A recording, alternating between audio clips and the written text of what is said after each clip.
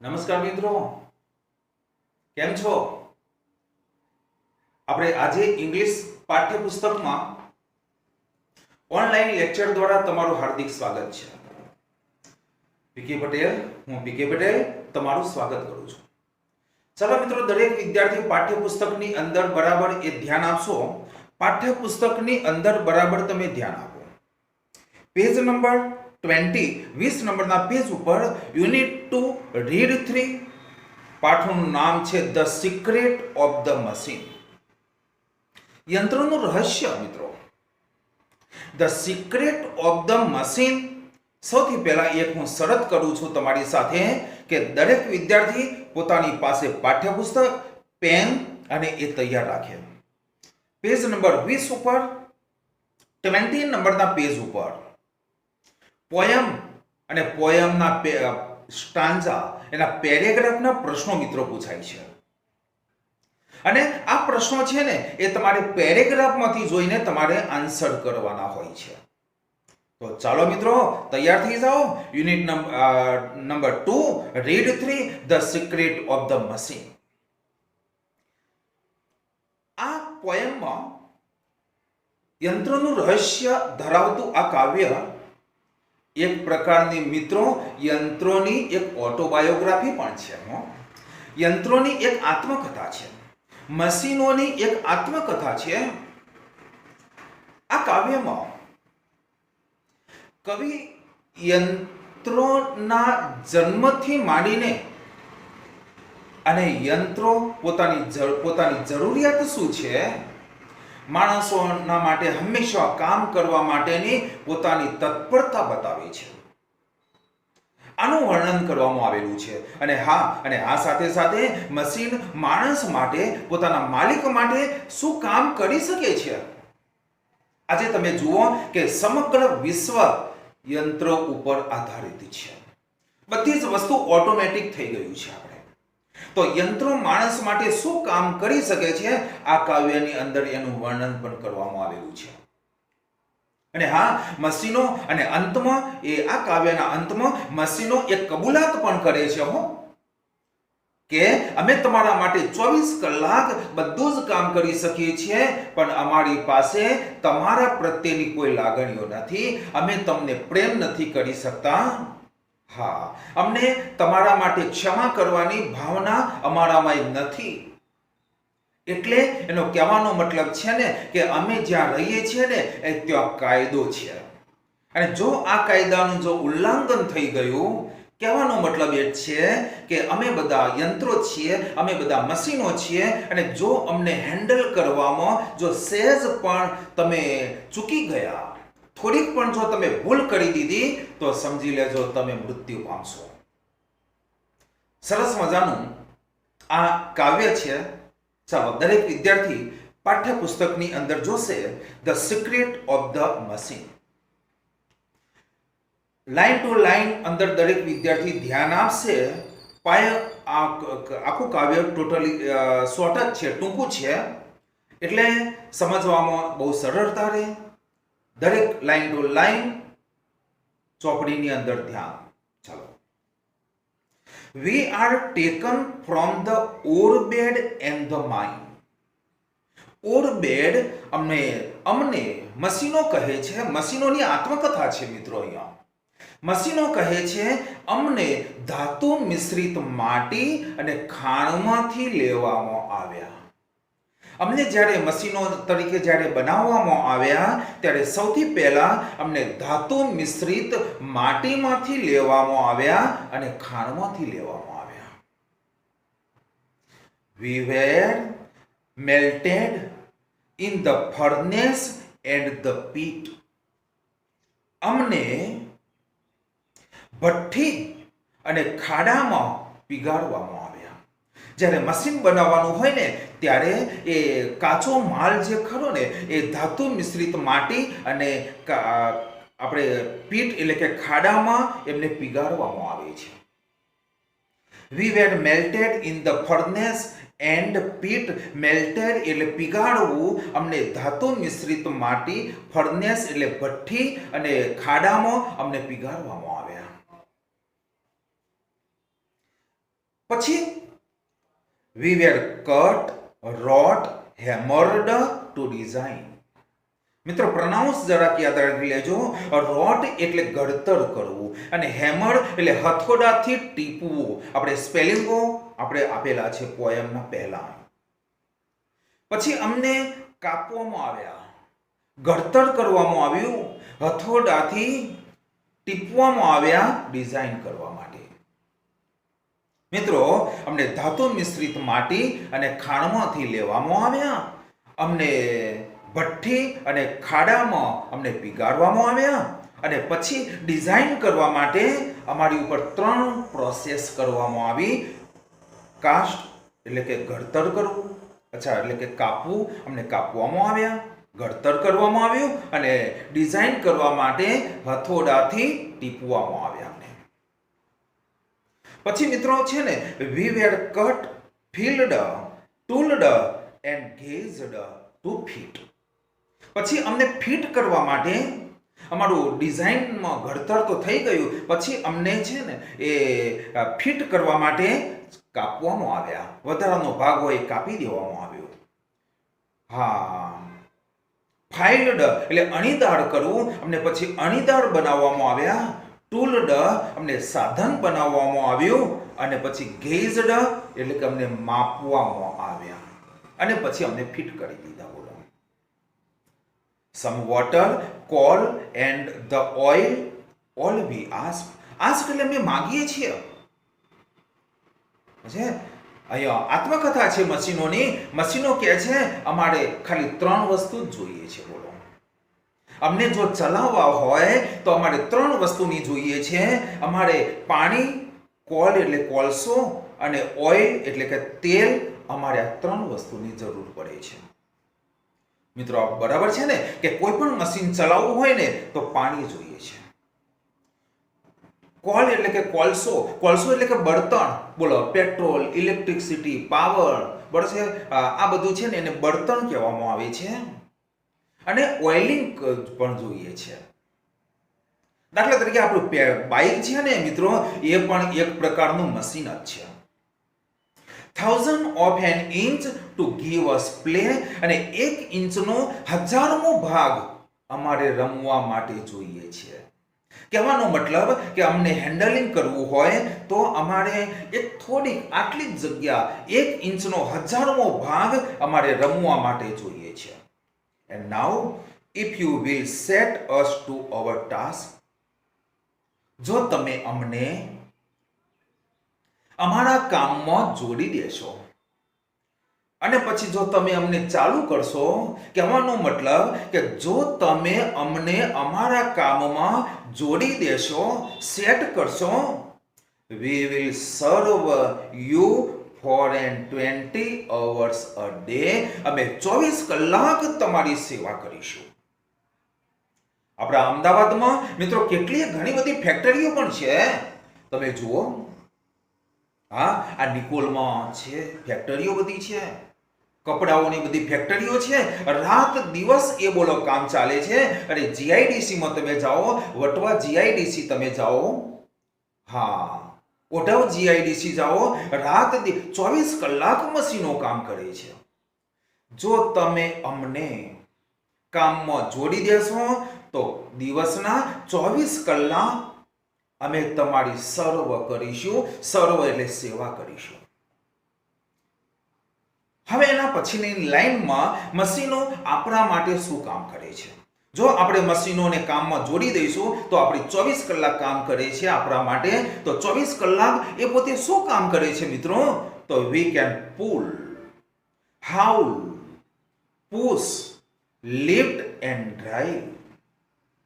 તો અમે કેટલું કામ કરીએ છીએ? અમે ખેંચીએ છીએ. હાઉલ એટલે કે ધસડીએ છીએ. પુશ એટલે અમે ધક્કો મારીએ છીએ અને ડ્રાઈવ એટલે અમે ચલાવીએ છીએ.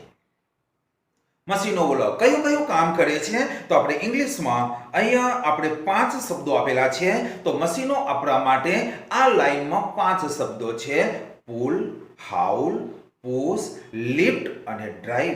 લિફ્ટ એટલે ઊંચકવું, ઊંચકવાનું કામ કરે છે. તો આ લાઈનની અંદર આપણને 5 કામ કરે છે: પુલ, ખેંચવું, ધસડવું, ધક્કો મારવો, ઊંચકવું અને ચલાવવું, આ 5 કામ કરે છે. નીચેની લાઈનની અંદર જુઓ મિત્રો, તો નીચેની લાઈનની અંદર બીજા પણ મશીનો આ 5 કામ કરે છે. ઉપરની લાઈનમાં 5 કામ કરતા બતાવ્યા છે. નીચેની લાઈનની અંદર ચલો જુઓ તો we can print, plough, weave, heat and light. અમે બોલો પ્રિન્ટિંગ કામ કરી શકીએ છીએ. પ્લાવ એટલે કે ખેડવું, અમે બોલો ખેડીએ છીએ. વીવ એટલે વણવું, અમે વણીએ છીએ. હીટ એટલે ગરમી આપવી અને લાઇટ એટલે પ્રકાશ આપવો. તમે જુઓ કેનેડામાં કેટલી બધી ઠંડી છે, પણ મશીનોના આધારે એમનું જીવન સરળ બન્યું છે. કારણ કે ઘરની અંદર એમને આપણે હીટર હોય છે. તો મિત્રો વોટ ઇઝ હીટર? તો હીટર ઇઝ અ મશીન. બોલો, હીટ ગરમી આપે છે અને પ્રકાશ પણ આપે છે. મિત્રો મશીનો કેટલું કામ કરે છે? ઉપરની લાઈનમાં 5, એના પછીની લાઈનમાં 5 એ કામ કરે છે. We can run, race, swim, fly and the dive. પાછા ફરીથી 5 કામ આવ્યા. બોલો કેટલું બધું કામ કરે છે. ત્રીજી લાઈનની અંદર 5 કામ કરે છે. Run, race લગાડવી. સ્વિમ એટલે કે તરવું. ફ્લાય એટલે કે ઉડવાનું કામ કરે છે, વિમાન ઉડે છે ને, and that is also a machine. અને ડાઇવ એટલે કે ડૂબકી મારવી, અને એ પણ મશીન કામ કરે છે. મિત્રો હમણાં આપણે 15 કામ મશીન કરે છે, આપણે યાદ રાખવાના છે. પણ હા, પરીક્ષાની અંદર આવો સવાલ આવે ને, what can the machine do? તો આપણે આ 15 નામ લખવાના છે. હા, જે તો જુઓ તમે, પણ મોઢે નથી લખવાના, આપણે જોઈને લખવાના છે. We can see, hear, count, read and right. અરે પાછા ફરીથી આગળ આવ્યા. અમે જોઈ પણ શકીએ છીએ. CCTV camera means that is also a machine. સાંભળી શકીએ છીએ. કાઉન્ટ એટલે કે ગણી શકીએ છીએ. રીડ એટલે વાંચી શકીએ છીએ. અને રાઇટ એટલે લખી પણ શકીએ છીએ. મિત્રો તમે જુઓ તો ખરા, આપણે કાઉન્ટ એટલે કે ગણવું. તમે બેંકોની અંદર પૈસા ગણવાના મશીનો તમે જોયા છે ને? બોલો અબજોના અબજો રૂપિયા બોલો ગણી નાખે છે ક્ષણિક વારની અંદર. તો મિત્રો આ ફરીથી પાછા 5 કામ આવ્યા. 20 કામ બોલો મશીને કરી શકે છે. તો ફરીથી એક સવાલ, તો what can the machines do? મશીનો શું કરી શકે છે? તો 20 કામ કરી શકે છે. ચલો છેલ્લો શબ્દ આવે ને મિત્રો, એની આગળ જ એન્ડ મૂકવાનો, બાકી એન્ડ તમારે નહીં મૂકવાનો. The machines can pull, haul, push, lift, drive, print, plough, weave, heat, light, run, race, swim, fly, dive, see, hear, count, read and write. આટલું બધું કામ એ મશીન કરી શકે છે. But remember, please law by which we live. અમે જ્યાં જીવીએ છીએ ને ત્યાં કાયદો પણ છે. મિત્રો સમજી લેજો, કારણ કે મશીન બધું જ કામ કરી શકે છે. મેં તમને એક વાક્ય બોલ્યો હતો કે ટોટલી વર્લ્ડ કોઈ પણ કામ નાનાથી મોડીને મોટોમાં મોટું કામ હોય ને, તો ડિપેન્ડન્ટ ઓન ધ મશીન ઉપર આધાર છે.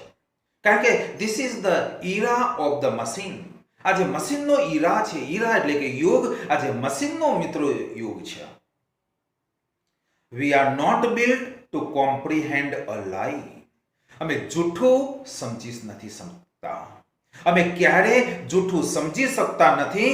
We can neither love, PT અને ફોરગીવ. મશીન શું કહે છે? એની આત્મકથાની અંદર એ આપણને વોર્નિંગ આપે છે મિત્રો. શું કહે છે? કે અમે બધું જ કામ કરી શકીએ છીએ અને 24 કલાક કામ કરીએ છીએ અમે, પરંતુ અમને હેન્ડલિંગ કરવામાં જરાક ધ્યાન રાખજો, કારણ કે અમારી પાસે કાયદો છે. અને આ કાયદો છે ને કે અમે જૂઠું નથી બોલી શકતા, અમે કોઈને પ્રેમ નથી કરી શકતા, અમારામાં કોઈ દયા નથી હોતી. અમને જરાક ચલાવવામાં થોડુંક ધ્યાન રાખજો, કારણ કે અમારામાં દયા નથી. અમે નોટ ફોરગીવ, અમે કોઈને ક્ષમા નથી કરી શકતા. અમારામાં ક્ષમા આપવાના કોઈ લક્ષણો અમારામાં નથી. એટલે અમને ચલાવવામાં થોડુંક તમે તકેદારી રાખજો, થોડુંક નહીં, પૂરેપૂરી તકેદારી તમે રાખજો.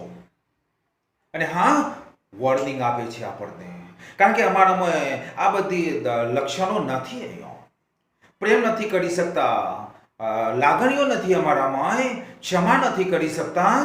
એટલા માટે મસીનો આપણને વોર્નિંગ આપે છે કે if you make a slip in handling us, you die. જો અમને સહેજ પણ હેન્ડલિંગ, અમને ચલાવવામાં જો સ્લીપ થઈ ગયા, સહેજ પણ જો ભૂલ કરી દીધી, તો સમજી લેજો યુ શ્યોરલી ડાઈ, તમે મરી જશો. અમારામાં કોઈ લાગણીઓ નથી, પ્રેમ નથી. માટે અમને જાણી જોઈને અને વિચારીને અને સમજીત રીતે પ્રેઝન્સ ઓફ ધ માઇન્ડને પ્રેઝન્સ રાખીને અને અમારી સાથે કામ કઢાવડાવજો. નહીં તો સેબ જો ભૂલ કરી તો તમે મૃત્યુ પામ્યા. Though our the smokes may hide the heaven from your the eyes.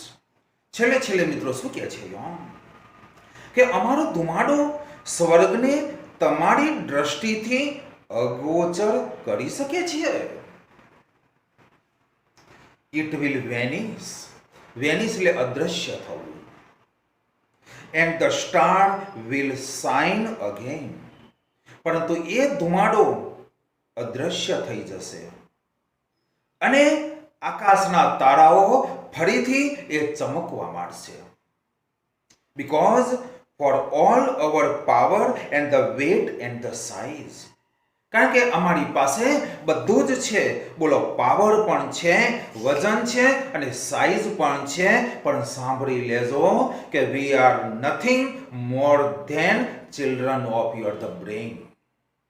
કહેવાનો મતલબ એ છે કે તમારા મગજની અંદર રહેલા બાળકોથી અમે વિશેષ કશું જ નથી. એટલે કે અમે છે ને, મીન્સ કે કહેવાનો મતલબ એટલો છે કે અમે બધા મશીનો, તમારા એક અમે બાળકો જ છીએ. એટલે કે એક અમારું સર્જન છે. અહીંયા કહેવાનો મતલબ એ જ છે કે અમે એક પરમેનન્ટ નથી. અહીંયા વી આર નોટ પરમેનન્ટ. અમે પરમેનન્ટ નથી. અમે જ્યારે ઘસાઈ જઈશું ને તો તમે અમને કાઢી મૂકશો. બાળકોથી વિશેષ અમે કશું જ નથી. કહેવાનો મતલબ એ છે કે અમારી બાળકોથી પણ કિંમત ઓછી છે. કહેવાનો મતલબ મિત્રો એટલું છે ને કે અમે બધા મશીનો, માણસોની એ પ્રોડક્ટ છીએ. માણસોના બ્રેઇનથી બનાવેલા અમે બધા મશીનો છીએ. માણસોએ બનાવેલા અમે મશીનો છીએ. હા, ચિલ્ડ્રન એટલે કે એમની પ્રોડક્ટ છે. માણસના બ્રેઇનની અમે પ્રોડક્ટ છીએ. એટલે અમે પરમેનન્ટ નથી. તો મિત્રો, આ વસ્તુ હતું પોયમ. ચલો, પોયમમાં કમ્પ્લીટ તમને ખબર પડી ગઈ ને. હવે આપણે પ્રશ્નો જોવાના છીએ. Let's V try to understand the question from this the stanza. ચાલો તો પ્રશ્નો માટે તૈયાર થઈ જાઓ. મિત્રો, તો આ પોયમના પેરેગ્રાફના પ્રશ્નો છે. પહેલો પ્રશ્ન જુઓ. From where were machines taken.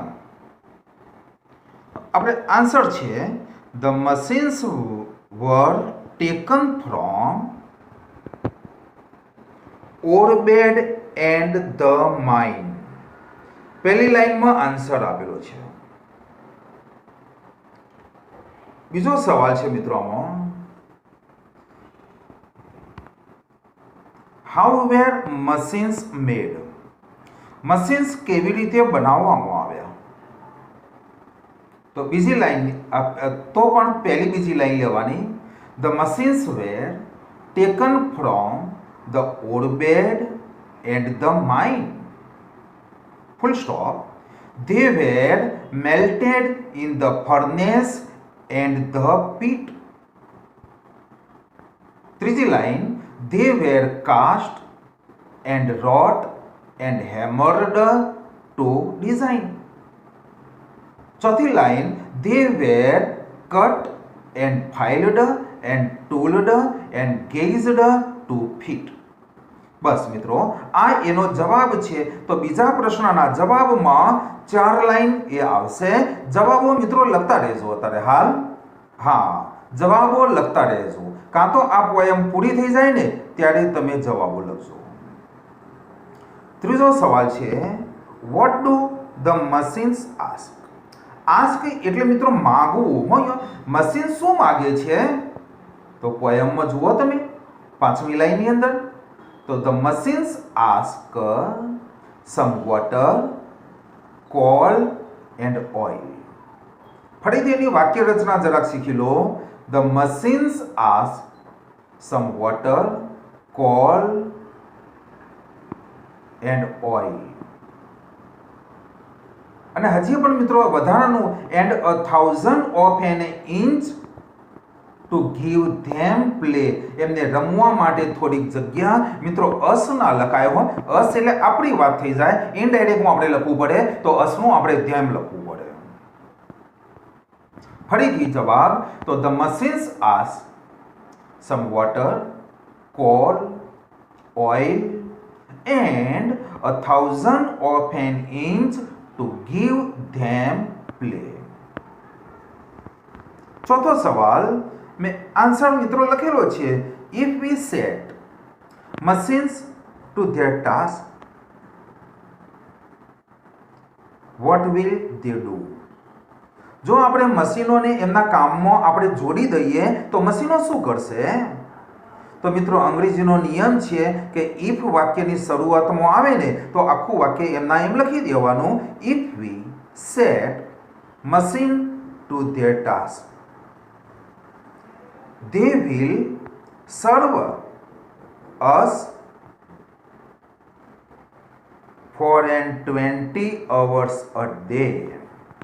જો આપણે એમને કામમાં આપણે જોડી દઈશું તો આપણી 24 કલાક સેવા કરશે. Vote can machine do? Machine શું કરી શકે છે? તો મિત્રો આપણે જે પેલો જવાબ હતો ને એની અંદર તમે ધ્યાન આપો. Vote can machine do? તો 20 જવાબ આવશે અને છેલ્લા જવાબની આગળ જ એન્ડ મૂકવાનો છે. તો ચાલો ચોપડીની અંદર જુઓ. તો what can machine do? Machine શું કરી શકે છે? તો the machines pull, haul, push, lift, drive, print, plow, weave, hit, light, run, race, swim, fly, dive, see, hear, count, read and write. ખ્યાલ આવી ગયો ને મિત્રો? ખાસી વખત આ સવાલ પૂછાઈ ગયેલો છે. These questions was asked in so many times in the examinations. આગળનો મિત્ર છે ને તે સવાલ છે આપણે તો what can machine not do? Machine શું નથી કરી શકતા? તો મિત્રો એના નીચેનો જવાબ છે તો the machine can not. The machine can not love, pity and forgive. પ્રેમ નથી કરી શકતા, દયા લાગણી નથી અનુભવી શકતા અને ક્ષમા નથી કરી શકતા. What is the law of machine? તો મિત્રો જવાબ પણ લખેલો છે. તો machines works 24 hours a day. 24 કલાક એ કામ કરે છે. They can not understand truth and lie. lie એટલે મિત્રો જૂઠું સમજી નથી શકતા. અચ્છા, તેઓ શું નથી કરી શકતા? તો they cannot understand truth and the lie, love, pity and forgive. If we make a mistake, જો આપણે એમને હેન્ડલિંગ કરવામાં સહેજ ભૂલ કરી દીધી તો we are sure to die. This is the law of machine. આગળ તો why do machines consider themselves ટ્રાન્ઝિસ્ટરી. મિત્રો ટ્રાન્ઝિસ્ટર એટલે કે કામ ચલાઉ. આ મશીનોને કામ ચલાઉ કેમ કહેવામાં આવ્યા છે? ચલો વાય છે એટલે બીકોઝ મૂકી દેવાનું છે. The machines consider themselves transitory because they are product of man, human brain. Man એટલે કે હ્યુમન બ્રેઇન, માણસના મગજનું એક પ્રોડક્શન છે મશીન. તેથી સો દે આર નોટ પરમેનન્ટ. તેઓ પરમેનન્ટ હોતા નથી. કારણ કે મિત્રો આપણને ખબર છે ને, ટીવી જૂનું થઈ જાય એટલે આપણે કાઢી દઈએ છીએ અને બીજું નવું લાવીએ છીએ. રેફ્રિજરેટર જૂનું થઈ જાય એટલે આપણે નવું લાવીએ છીએ. બાઇક પણ લગભગ 6, 7, 10 વર્ષ થાય એટલે આપણે કાઢી દઈએ છીએ અને નવું લાવીએ છીએ આપણે. તેથી મશીન છે ને એ તે પરમેનન્ટ નથી હોતા, ટ્રાન્ઝિસ્ટરી હોય છે, કામ ચલાઉ હોય છે. તો આ પ્રશ્નોના જવાબ તમારા નોટબુકની અંદર મિત્રો કમ્પલસરી લખાયેલા હોવા જોઈએ, જેથી કરીને આપણને પૂરા માર્ક્સ લેવામાં આપણને બહુ સરળતા પડે. તો ચલો આવજો ત્યારે.